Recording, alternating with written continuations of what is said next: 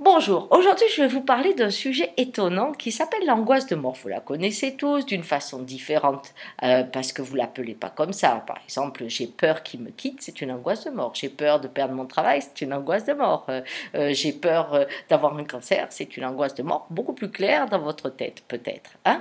Mais en fait, l'angoisse que les choses soient en rupture, que votre hypnose du temps s'arrête parce que la vie va bouleverser et des fois détruire ce que vous avez construit, que ce soit dans le lien ou dans le bien matériel. Cette peur qui est en fait une peur de mourir, puisque ce que vous êtes, ce que vous avez construit, eh bien, va avoir un terme, comme tout dans cet univers. Alors chez les Indiens, bien sûr c'est différent parce qu'on ne parle pas de mort, mais on parle de transformation. Alors, pour les Indiens que j'aime et que j'étudie dans cette particularité, eh bien, si je pense transformation, je n'ai pas de fin.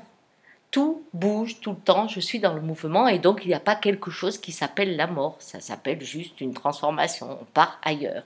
Alors que pour nous, on a un besoin de garder le mort. Ce que je suis, je veux vraiment, vraiment le préserver parce que c'est ce qui fait que j'appelle vivant. Étonnant, mais c'est comme ça. Alors un Indien, quand il se transforme, il dit encore et nous on dit non.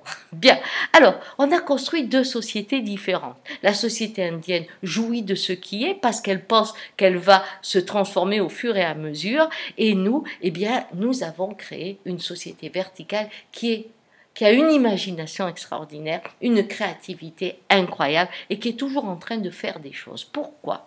Parce que si j'ai l'angoisse de mort, il faut que j'en sorte. Alors j'ai un processus. Si je le mets au niveau de l'échelle du monde, je crée un dieu ou un dictateur à qui il y a une règle.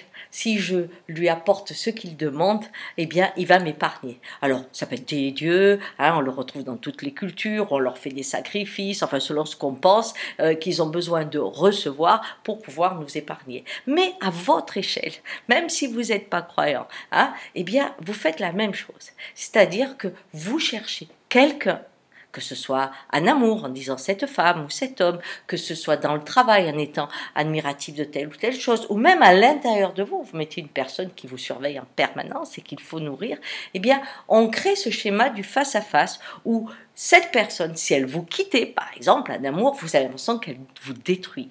Que si cette personne qui vous coach dans le travail eh bien, se détourne de vous, vous avez l'impression que votre carrière est finie. Donc, c'est le pouvoir qu'on donne à un, hein, très différent, eh bien, il faut le satisfaire. Alors, qu'est-ce qu'on fait? Ben, on crée plein de choses pour qu'il soit content. Et du coup, on ne pense plus à la mort, on pense que si on satisfait celui-là, on reprend le pouvoir de vivre éternellement. C'est ce qui fait qu'on a créé une société qui détruit tout ce qui est vivant. D'ailleurs, ça c'est le paradoxe, mais c'est quand même cela. Alors, pensez bien à cette idée. Avec quelle personne vous êtes en miroir ou avec quelle personne intérieure vous êtes en miroir auquel vous êtes esclave. Parce que ça, c'est le regard de l'esclave. Et la route de la transformation, eh bien, c'est une route qui vous apporte la liberté. C'est pour ça que j'enseigne tellement le rapport à l'Indien, cette ouverture, cette sensibilité au corps qui vous offre une autre dimension, parce que vous découvrez peu à peu comment ne pas trouver de la protection dans une soumission, mais une joie dans la transformation.